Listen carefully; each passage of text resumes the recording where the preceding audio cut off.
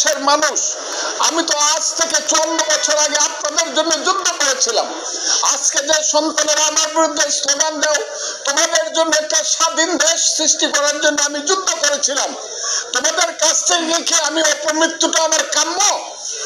যদি আমার কোনো কথা তোমরা মনে করে থাকো আমি দেশের বিরুদ্ধে কথা বলছি বা তোমাদের কর্মকাণ্ডের বিরুদ্ধে কথা বলছি, আমার বিরুদ্ধে মামলা করো, আমাকে গ্রেফতার করো, আমাকে শাস্তি দাও, কিন্তু আমাকে হত্যা করার জন্য আমার বাসা পর্যন্ত মব সৃষ্টি করে গিয়া, যেটা গত 1 বছর যাবৎ বাংলাদেশের সবচেয়ে, এই পৃথিবীতে এবং বাংলাদেশের সবচেয়ে একটা কুখ্যাত নাম মব, সেই মব জাস্টিস আমার উপরে কি চলতে পারবেন?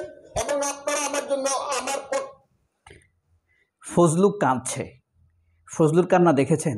ফজলুর স্বাভাবিক জীবন চায়, কিন্তু গত কয়েকদিন ফজলুর জীবন কি স্বাভাবিক ছিল? কথাবার্তা কি স্বাভাবিক ছিল? ছিল না।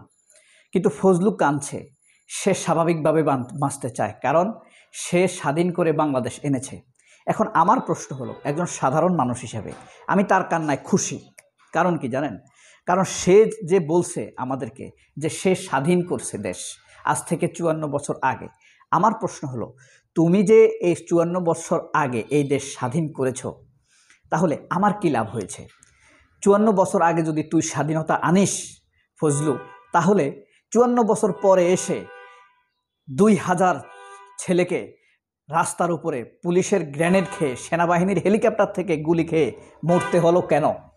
ফজলুর কাছে কি একজন সাধারণ দর্শক হিসাবে, এই সাধারণ দর্শকের ফজলুর কাছে প্রশ্ন, তুই যদি 54 বছর আগে দেশকে স্বাধীনতা এনে থাকিস, যদি 1300 লোকের নেতৃত্ব দিয়ে সত্যি হয়ে থাকে তোর কথা, তোর কথা বিশ্বাস করি না, যদি 1300 লোকের মুক্তিযুদ্ধের 1300 মুক্তিযুদ্ধের কমান্ডার হয়ে থাকিস, যেই স্বাধীনতা এনেছিস সেই স্বাধীনতা যদি সঠিক হয়ে থাকে, তাহলে 54 বছর পরে এসে 2026 জুলাই মাসে 36 জুলাই পর্যন্ত 2000 মানুষকে কেন নিহত হতে হলো?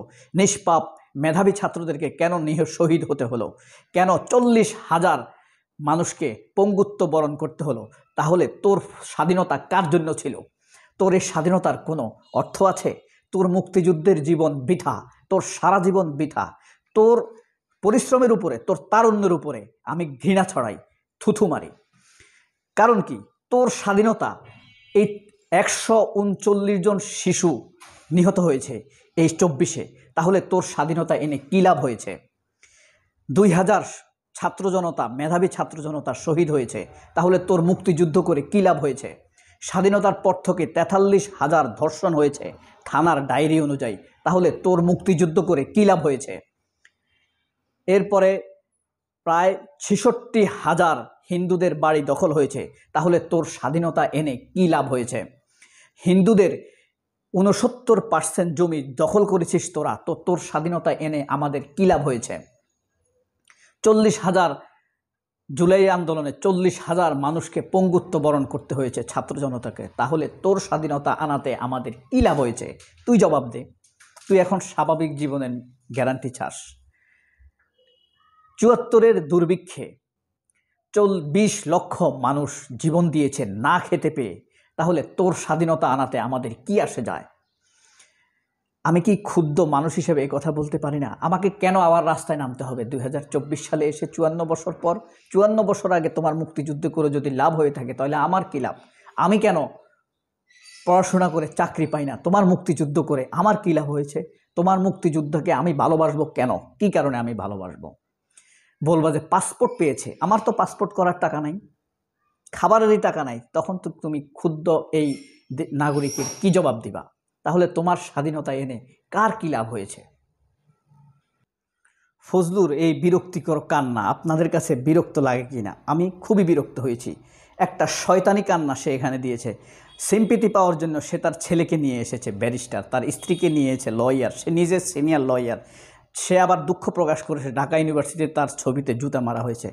24-এর আন্দোলনে যারা শহীদ হয়েছে তাদেরকে শয়তান বলেছে, কালো শক্তি বলেছে, তাদেরকে ফাঁসিতে ঝুলানো হবে বলেছে। এই যে তথাকথিত শিল্পী মাকসুদ বলেছে না হাসনাতকে টাঙিয়ে রাখবে, মনে আছে? হত্যার হুমকি দিয়েছে। এনসিপির সেক্রেটারি আক্তারকে হত্যার হুমকি দিয়েছে, সার্জিসকে হত্যার হুমকি দিয়েছে। হাসনাতের গাড়িতে 2বার ট্রাক দিয়ে অ্যাটাক করা হয়েছে। মাহিন সরকার, এবার যে ভিপি প্রার্থী, তার গাড়িতে অ্যাটাক করা হয়েছে। এখন সে বহিষ্কৃত, সেটা অন্য ব্যাপার, আবার হয়তো তাকে দলে নিবে ব্যাখ্যার পরে, সেটা আলাদা বিষয়। কিন্তু এই যে তাদের উপরে হামলা হচ্ছে, তোর মুখে একটা কথা শুনি না। তুমি মুক্তিযুদ্ধের কথা বলে বলে, মুক্তিযুদ্ধের পেস মেরে এই 24শে জুলাই যোদ্ধাদেরকে, শহীদদেরকে কালো শক্তি বলো, বিচার চাও, ফাঁসিতে ঝুলেবা, মুক্তিযুদ্ধের মানে মোড়কে পেঁচিয়ে সে 24শের যোদ্ধাদেরকে আহত করতে চায়, মানসিকভাবে মেলাইন করতে চায়। আবার বলে এই পৃথিবীর সবচেয়ে খারাপ দেশ এখন বাংলাদেশ। শুনছেন না? কত বড় মুনাফিক হতে পারে। এখন কথা হলো, এই শয়তানকে বিএনপি লেলিয়ে দিয়েছে। এই আমার একটা ধারণা, তারেক রহমান এই কাজ করতে পারে বলে আমার, কারণ তার উপরে এখন আমার আস্থা কমে গেছে। বিশ্বাস করবেন না, আমার মনে হয় আমি পিনাকি ভট্টাচার্যেরও আগে এই তারেক রহমানের খাম্বা নিয়ে আমি প্রতিবাদ করেছিলাম। আমি 17 সালে প্রতিবাদ করেছিলাম, 17 সালে তারেক রহমানের, যদিও আমি ছোট মানুষ, অত মেধাবী না, কিন্তু আমি প্রথম প্রতিবাদ করেছিলাম পত্রিকায় লেখে, লোকাল পত্রিকায়, বুঝছেন। তারপরে চিঠি খেয়েছিলাম আমি, হ্যাঁ, ডিসি অফিস থেকে। এরপরে পিনাকি ভট্টাচার্য এটা নিয়ে প্রতিবাদ করেছে। আমার কাছে বিশ্বাসই হইতো না। এখন দেখি যে তারেক রহমান বহুমুখী গেম খেলে। ফজলুকে, রুমিন ফারহানাকে লেলিয়ে দিয়েছে এই ছাত্রদের বিরুদ্ধে। ছাত্রদেরকে মেলাইন করতে হবে। আর এদের তো একটা অভ্যাস আছে বিএনপির, খালেদা জিয়ার মধ্যে এটা আছে কি না আমি জানি না, সমগ্র বিএনপির মধ্যে এই চরিত্র আছে।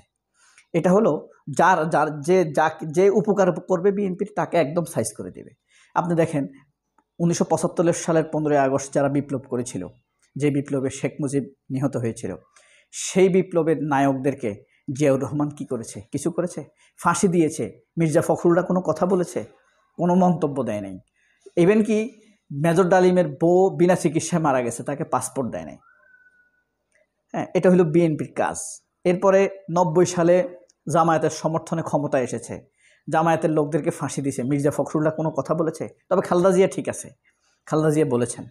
এরপরে দেখেন আপনার যেসব আইনজীবীরা, শিশির মনির খালেদা জিয়ার জন্য দাঁড়াইছেন, বাবর লুৎফুজ্জামান বাবরের জন্য শিশির মনির দাঁড়াইছেন, তারেক রহমানের মামলায় শিশির মনির দাঁড়াইছেন। এখন শিশির মনিরকে তারা রাজাকার বলে গালি দেয়, রুমিন ফারহানারা। কথা বুঝছেন? এরা সব সময় আপনি তার উপকার করবেন, 20-25 দিন গেলে তারা আপনাকে কোপানো শুরু করবে, পারলে মেরে ফেলবে। এত ভয়ঙ্কর। এই যে 24-এর আন্দোলনে খালেদা জিয়াকে মুক্তি দিল কারা? কে দিছে? এই 24-এর আন্দোলনের ছেলেরাই তো। তারপরে আপনার এই তারেক রহমানকে খালাস দিল কারা? এরাই তো। কৃতজ্ঞতাবোধ আছে? তারেক রহমান কি একটা ধন্যবাদ জানাইছে? একটা ধন্যবাদ দিছে? খালেদা জিয়া দিছে, তারেক রহমান একটা ধন্যবাদ দেয় নাই, কোনো কৃতজ্ঞতা জানায় নাই। এটা হইল তারেক রহমান বিএনপির কৃতজ্ঞতার প্রমাণ। তারেক রহমান এই ছেলেদেরকে ফাঁসি দিবে, যারা 24-এর আন্দোলন করছে তাদেরকে শাস্তি দিবে। আপনি দেখবেন, ভারতকে খুশি করার জন্য, আওয়ামী লীগকে খুশি করার জন্য। কারণ আওয়ামী লীগের অর্থায়নে এখন তারা চলে, আঁতাত হয়ে গেছে বসুন্ধরার সাথে, এস আলমের সাথে, মেঘনা গ্রুপের সাথে, বড় বড় যারা টাইকুন, এদের সাথে সবার সাথেই আঁতাত হয়ে গিয়েছে। এইভাবে ফজলুর রহমানের কাছে আমি ক্ষুব্ধ নাগরিক হিসেবে প্রশ্ন করলাম। সবাই অনেক ভালো থাকুন। আল্লাহ হাফেজ। আসসালামু আলাইকুম।